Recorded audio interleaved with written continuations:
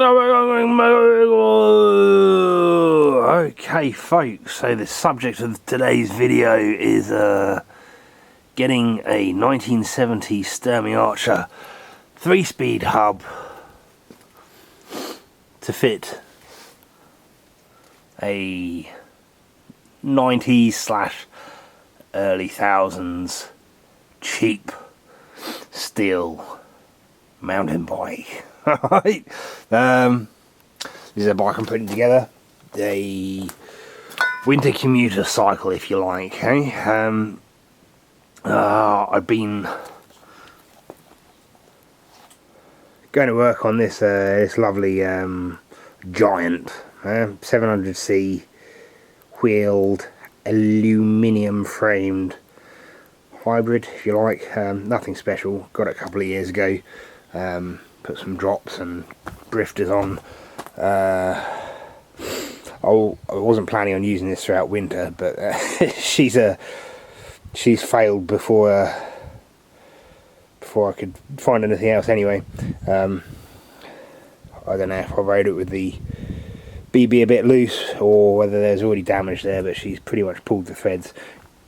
There are some bodge repairs, but not a bike I'm particularly fond of anyway. It's the tool, isn't it, this one? Nothing special about her. Nice machine though, nice enough. So in the meantime I've been using my father's old triathlon bike. Won a couple of senior citizen races on that old girl. I've made a couple of adjustments here and there. Not something I want to be using through winter, so we better get a move on with the winter commuting bike, eh? Alright, let's have a chat about why this hub can't go straight on and what we're going to do to fit it. Okay, so first and most obviously, this hub is a little bit on the narrow side, yeah? There were some larger, wider axled Sturmey Archers from this period made. I have one, but I'm using it for something else. Unfortunately, we can still get spares for these things, and I've just bought a wider axle, so that's part of the job. We'll have to fit a wider axle and make some spacers. The other aspect of it is the focus. This camera feels like my bunged up nose at the minute, fuzzy and incapable of performing its primary role in life. There we go. Alright, so what? What are we trying to say here? Yeah, there's a bit of torque that goes through the axle, unlike the axle of a bike with derailleurs. This axle has to transmit a bit of torque back to the frame, yeah? And so Sturmey Archer put some flats on the axle, and the flats themselves are supposed to engage with the dropout, but also with a special washer right here, you see, and that washer engages with the flats on the axle, has some serrations on its teeth and a couple of lugs either side of the axle to really slot into the dropout and prevent it rotating. Yeah, you can see that. They're pretty important, and all in all that's important to stop it rotating. But as you can see here, the axle is completely free to rotate in this larger 3/8 dropout. Yep. So axle width, and we're gonna have to figure out some supersized versions of these torque washers to get that torque into the frame nicely. Yep. Alright, to the bench.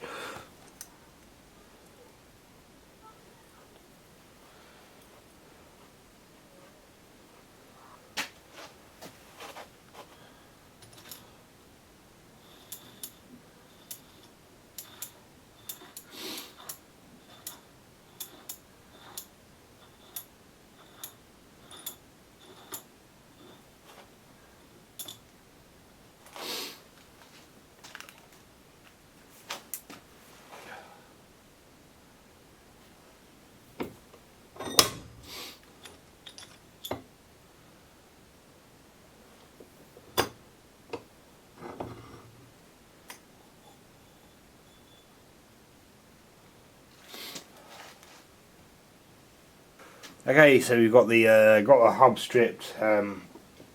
That's the axle. It does have a sun gear here.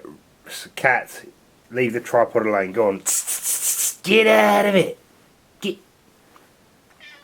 Meow. Yeah, I know. Sun gears. Is that riveted? I think it's riveted. Yeah, that's pinned over with a little star. I suppose we could take that off if we want to, but we don't need to because the new axle comes with a new sun. I think genuine Sturmey Archer. Probably.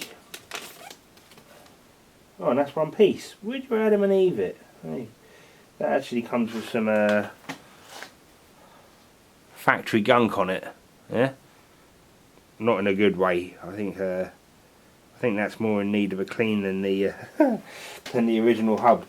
But you can see there it's what, got another 20mm over the existing axle. Doesn't sound like a lot, but it's going to make all the difference in this instance. Yeah. Okay.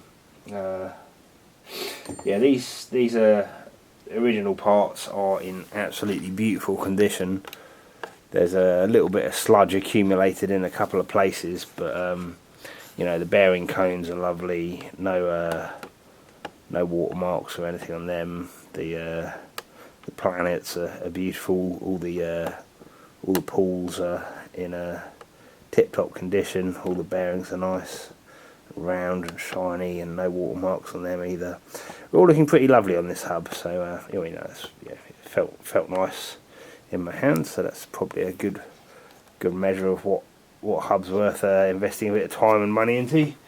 Not that this is an expensive thing to do. I mean, that cost a tenner from, who did I buy this off? SJS Cycles. There we go. Well done, SJS Cycles. They have a, you know, if anyone's looking for bits for a Sturmey, they have a huge variety of parts, and it's quite clearly marked up what they're for, which hubs, because you know, not all the parts in these early,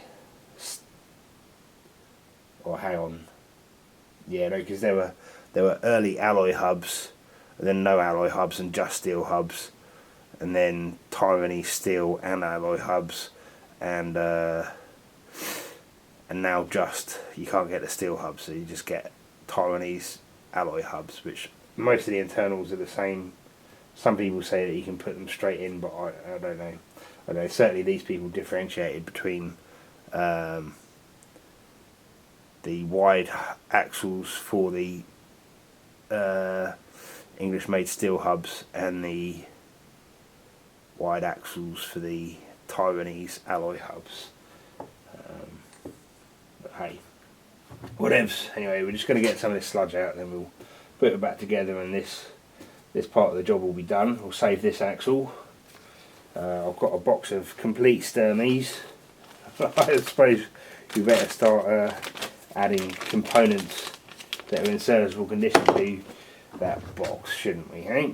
Alright, what are we up to then? Let's clean this.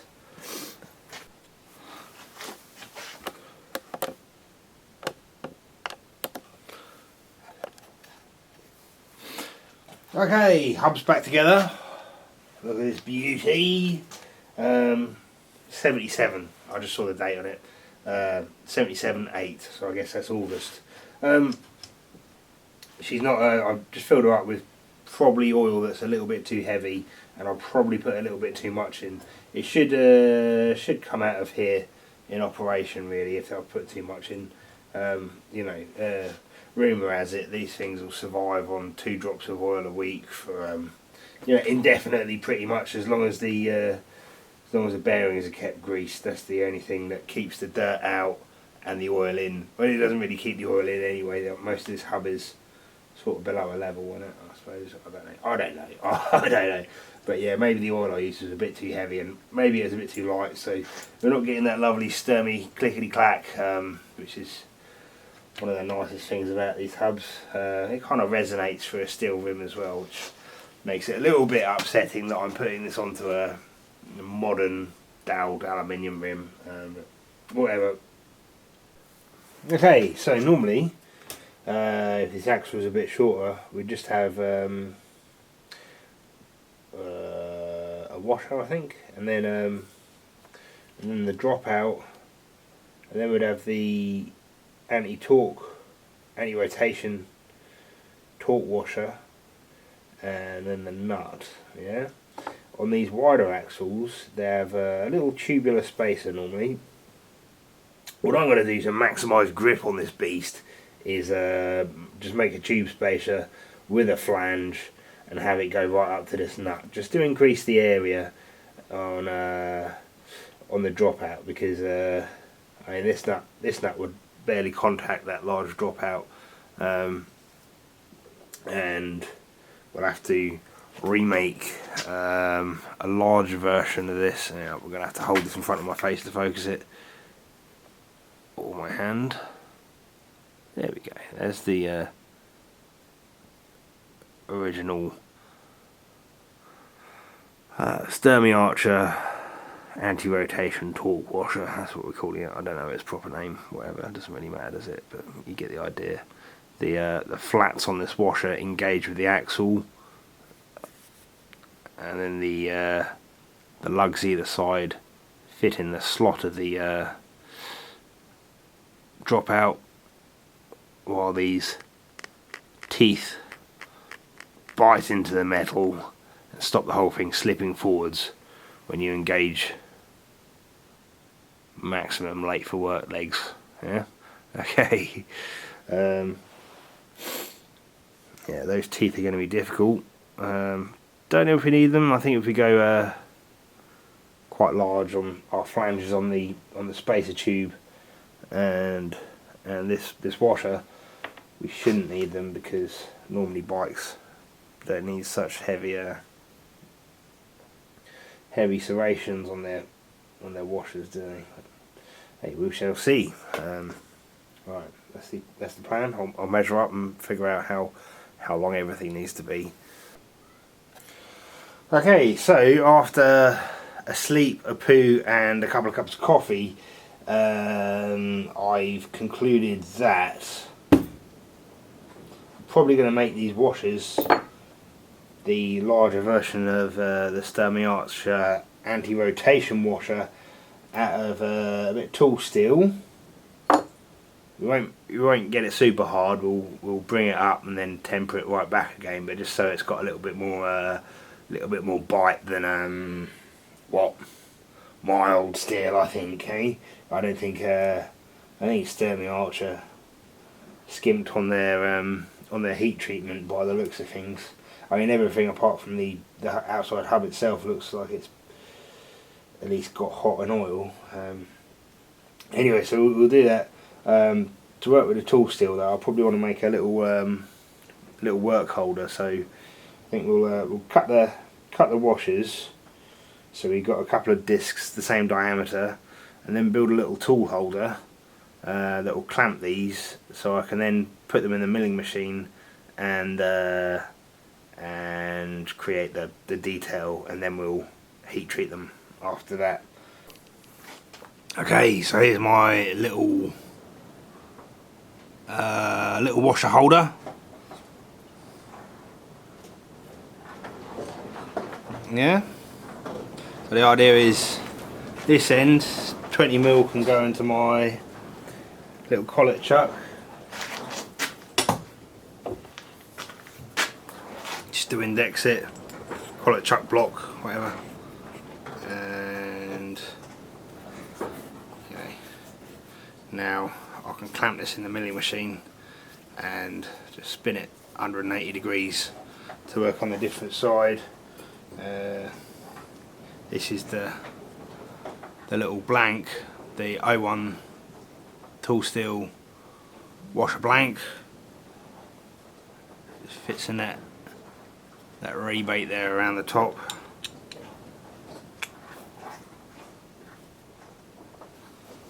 Just give it a little tap, just to make sure it's where it needs to be.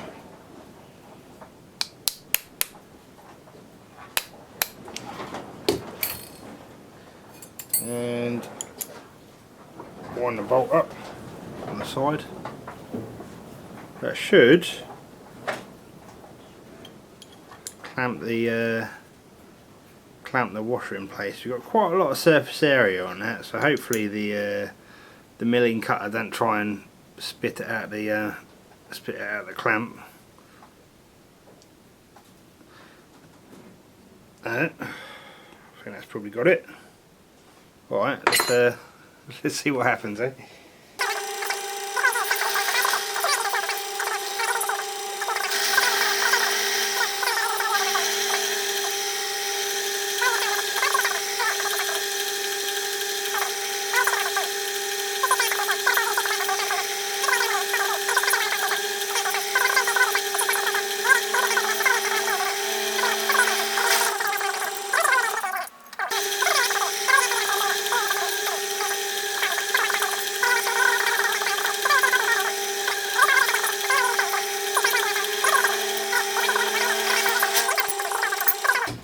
Closer to mercy.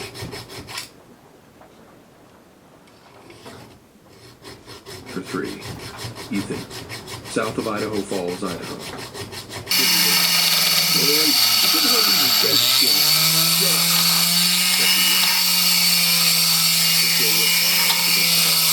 And grown in size. Since the Snake River wasn't far from the highway, more tents and obvious camps appeared along its banks as he neared the city. Half since he'd last been through the outlet. Patty first and waved her over. What do you think? Hands up to fend off the request. Sorry, I have enough on my plate already. I'll leave the whole Pony Express idea to you two. Although I'm sure it's a brilliant idea. All I know is that it ran for a while during the mid-1800s, and the only reason it stopped was because of the telegraph and rail lines. Both things we don't have at the moment. Speaking of which, have the scouts gotten back? Well, that looks pretty sensible, doesn't it, hey? Oh. You see the flutes that I cut into this? Maybe I didn't actually video myself doing that. They should grip quite nicely. Yeah, this is looking altogether tidy right now, isn't it? Hey, let's make a couple of spaces, and then that's probably done, isn't it? Weather turns, and I'll need to solve them. Okay, so I made a couple of little top hats to space it, because remember this axle was about 10mm shorter each side. So, I mean, this has ended up being an 8mm spacer because this washer's a bit fatter than the original Sturmey Archer Fair, yeah? And what? Oh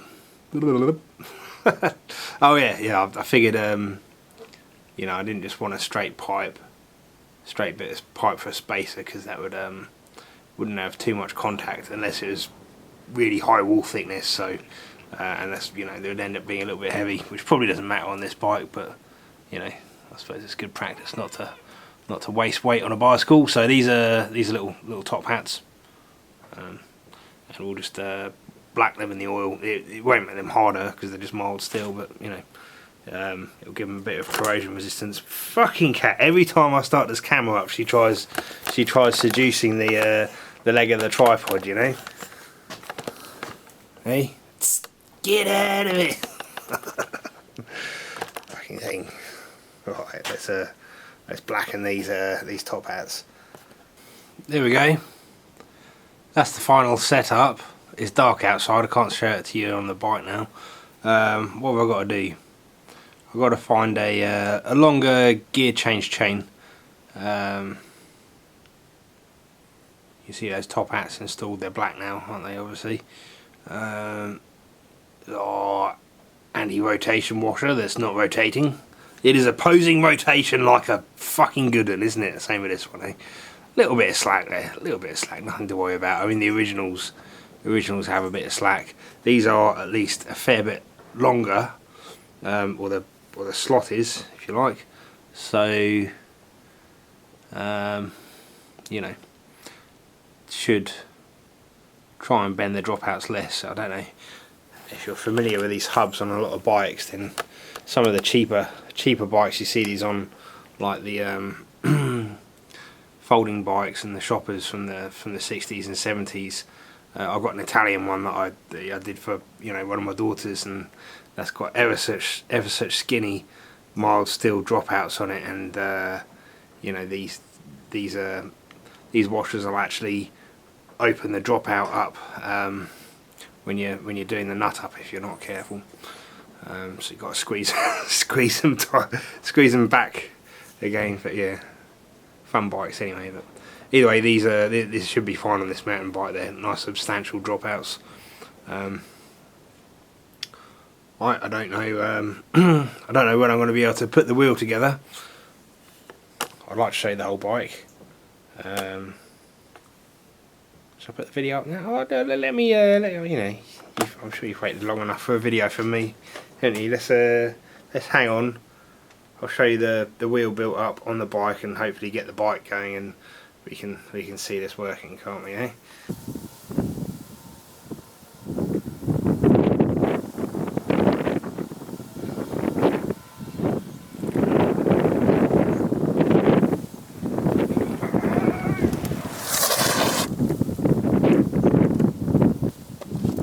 Skid.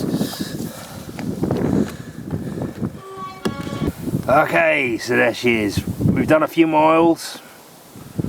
What else have I got to tell you? Back end, this works beautifully. I think it's always going to. That's why I put the effort into doing it properly and heat treating the steel and that, I suppose. Can't really go too badly wrong. Yeah, I'm not sure how I'd do it if I didn't have a mill and lathe. There's ways, I suppose. You get pretty close with a bit of round stock and a file if you had the patience. You'd want something that looked a bit like that, I suppose. I don't know. Rest of the bike, I took an old triple. I think it was a road bike triple. It's got a 50 tooth chainring on the front there, and strip the other two rings off and flip this the other way round just to get all the clearances right. She's pretty close still, and that's quite a wide BB. Obviously, you know, these bikes came with sort of 44 tooth rings, which are quite a lot smaller in diameter, so they could fit a bit closer. It's not perfectly in line, but it's as close as I could get it with a big ring up front. What have I got? So yeah, that one's 50, and that one at the back is 14, I believe. Sorry, yeah, this one at the back 16, not 14. So 16 but 52, and no, 50, and what? Yeah, it's a nice place to be. One's nice and low. Probably wouldn't be great if I had some steep hills to do, but I don't have any steep hills. Just I've been out today in this headwind, you know. does fine in that. Not had much of a chance for third gear, to be honest. That's quite high. That's going to be safe for special occasions. I should imagine I'll spend most of my time in second gear, you know. There's that last minute dash to work, and the first 5 minutes out of work where I'm slaying e-bikes, you know. And yeah, it's important to have the third gear for that scenario, you know. But other than that, yeah, she's great. Lots of fun little bike. Dynamo works nicely. We've got the Shimano. It's an new old stock, so I paid 22 quid for that. It's just, you know, pretty good deal, I reckon. Should be nice and weatherproof. And this Chinese e-bike light, it's really flickery on start up, because, you know, the LED's just doing what the dynamo says, and then it sort of merges into one solid beam of light when you're above 10 mile an hour. So it's nice and bright as well, so that's good. Already got water in it though. Don't know how long that's going to last.